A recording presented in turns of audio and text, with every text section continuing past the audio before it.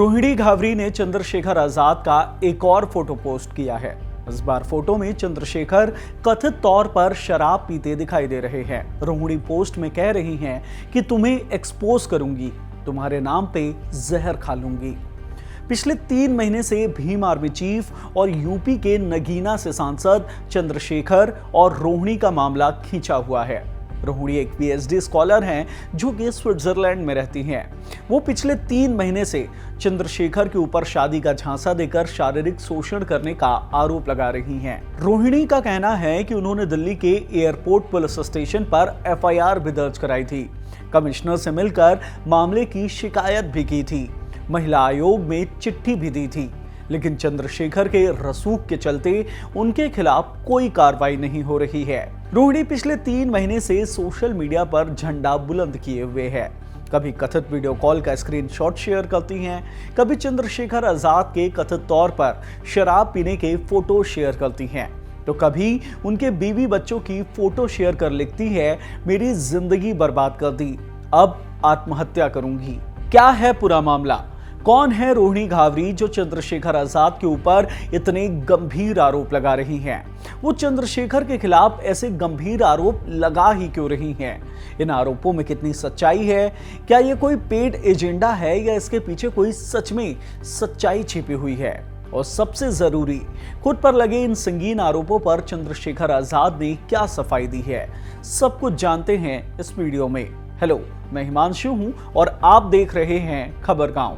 मामले की शुरुआत राष्ट्रीय महिला आयोग को मिली रोहिणी की चिट्ठी से करते हैं, ताकि रोहिणी चंद्रशेखर के ऊपर जो संगीन आरोप लगा रही है उसका कॉन्टेक्स्ट आपको समझ में आ जाए।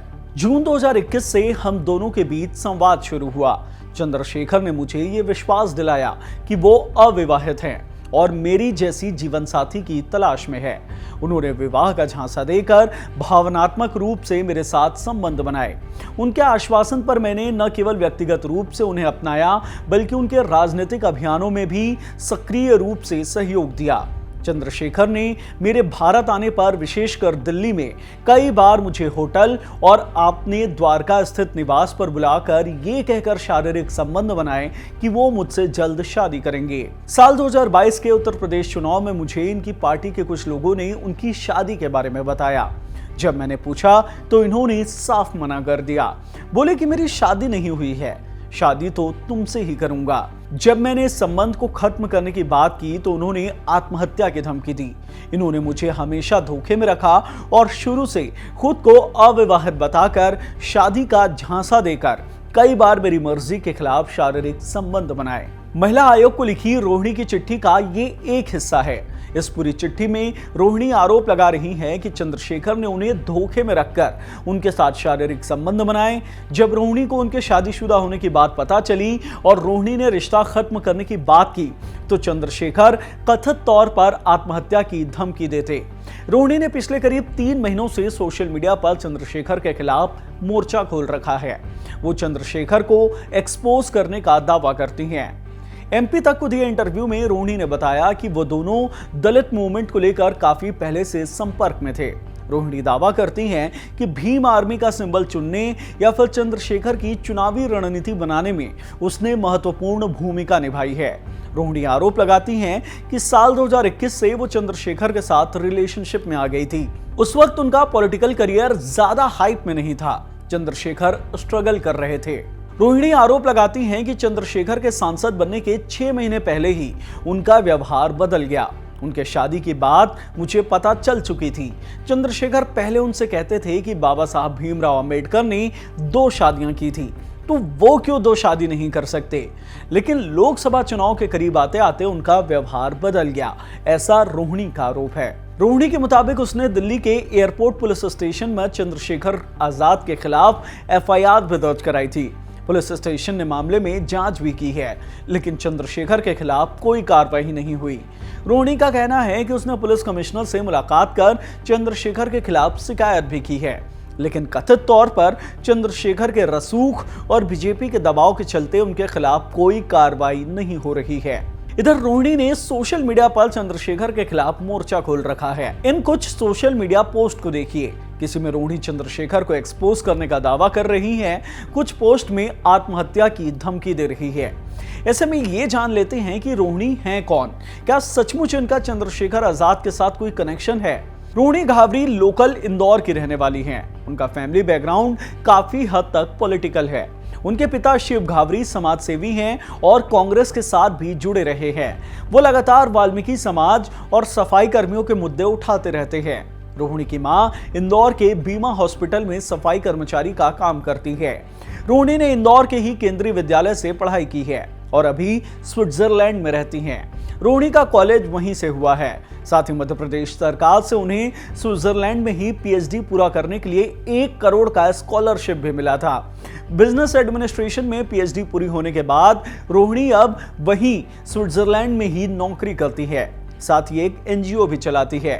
रोहिणी पहली बार चर्चा में तब आई थी जब 15 मार्च 2024 को उन्होंने जिनेवा में हुए अंतर्राष्ट्रीय मानवाधिकार परिषद की बैठक में जय श्री राम का नारा लगाया था। कहा था, अयोध्या राम मंदिर सिर्फ एक मंदिर नहीं है, नए भारत का सबसे अच्छा उदाहरण है। चंद्रशेखर आजाद की बात करें तो अभी वो यूपी की नगीना सीट से लोकसभा सांसद है। गढ़वाल यूनिवर्सिटी से चंद्रशेखर ने एलएलबी की डिग्री ली है। 2015 में उन्होंने अपनी पार्टी भीम आर्मी की शुरुआत की थी। 2017 में सहारनपुर में हुए जातीय हिंसा के बाद चंद्रशेखर को राष्ट्रीय स्तर पर पहचान मिली। साल 2020 में आजाद समाज पार्टी काशीराम की स्थापना कर चंद्रशेखर ने पॉलिटिकल एंट्री मारी थी। 2022 में अपना पहला विधानसभा चुनाव गोरखपुर में योगी आदित्यनाथ के खिलाफ लड़ा। हालांकि करारी हार मिली, मात्र 7,640 वोट ही जुटा पाए। 2024 में हुए लोकसभा चुनाव में बिजनौर की नगीना सीट से उन्होंने चुनाव लड़ा और पहली बार चुनाव जीतकर संसद पहुंचे थे। चंद्रशेखर आजाद को देश का उभरता दलित नेता माना जाता है। यूथ में अच्छी फैन फॉलोइंग है। सोशल मीडिया पर बड़ी संख्या में युवा उनसे जुड़े हुए हैं। रोहिणी का आरोप है कि चंद्रशेखर ने अपनी राजनीति के शुरुआती दिनों में उनके साथ रिश्ता बनाया, इमोशनली और फिजिकली दोनों। अपनी शादी की बात छिपाकर आरोप है कि जब रोहिणी को शादी की बात पता चली तो आत्महत्या की धमकी देकर उसे अपने साथ जोड़े रखा। लेकिन जब 2024 का लोकसभा चुनाव करीब आया तब रोहिणी का आरोप है कि वो उनसे पीछा छुड़ाने लगे, उन्हें मेंटली परेशान किया। और अब रोहिणी कथित तौर पर पुराने चैट्स, बातचीत और कुछ फोटो सोशल मीडिया पर शेयर करती रहती हैं। सीएम योगी और पीएम मोदी को टैग कर चंद्रशेखर के खिलाफ एक्शन लेने की मांग करती है, साथ ही आत्महत्या की धमकी देती है। इसी कड़ी में बीते दिनों रोहिणी ने 3 और ट्वीट किया है। एक में उन्होंने चंद्रशेखर की ऐसी फोटो शेयर की है जिसमें वो कथित तौर पर शराब पीते नजर आ रहे हैं। दूसरी फोटो में चंद्रशेखर की पत्नी और बच्चा है जिसमें रोहिणी कह रही हैं कि वो चंद्रशेखर का नाम लेकर जहर खा लेंगी। ऐसे में सवाल उठता है कि इस पूरे मामले में चंद्रशेखर क्या कहते हैं। आज तक के साथ हुई बातचीत में चंद्रशेखर आजाद ने कहा है कि यह महिला सम्मान का विषय है। मैं कोशिश करूंगा कि मेरी वजह से किसी का दिल न दुखे। ये मेरा व्यक्तिगत मामला है, इसलिए मैं जो भी कहूंगा वो महिला का सम्मान रखते हुए कोर्ट में ही अपनी बात रखूंगा। यानी चंद्रशेखर इनकार नहीं कर रहे कि वो रोहिणी को जानते हैं या नहीं। वो कह रहे हैं कि जो भी सफाई देनी है कोर्ट में दिया जाएगा। इधर दूसरी तरफ रोहिणी आरोप लगा रही हैं कि चंद्रशेखर सीधे तो नहीं लेकिन दूसरों के जरिए उनसे बात करने की कोशिश कर रहे हैं। एमपी तक को दिए इंटरव्यू में रोहिणी ने बताया है कि चंद्रशेखर दूसरों के जरिए मैसेज भेज रहे हैं, कह रहे हैं कि उसको बोलो कि इन चीजों से मेरा कुछ नहीं होगा, मेरा कोई कुछ बिगाड़ नहीं पाएगा, उसी का नुकसान होगा, उसका करियर बर्बाद हो जाएगा। उसकी 2 छोटी बहनें हैं। हालांकि रोहिणी ने चुप रहने से इनकार किया है। रोहिणी का कहना है कि मुझे फर्क नहीं पड़ता, मैं सच बोलूंगी, अपनी लड़ाई लड़ूंगी। साथ ही रोहिणी का आरोप है कि वो कुछ और ऐसी लड़कियों के संपर्क में हैं जो चंद्रशेखर के ऊपर शोषण का आरोप लगा रही हैं। सोशल मीडिया में चंद्रशेखर और रोहिणी का मामला सुर्खियों में है। इस पूरे मामले में आपकी क्या राय है? आप रोहिणी या चंद्रशेखर के ऊपर लगे इन आरोपों पर क्या कहते हैं? कमेंट बॉक्स में हमें जरूर बताएं। इस वीडियो में इतना ही। धन्यवाद।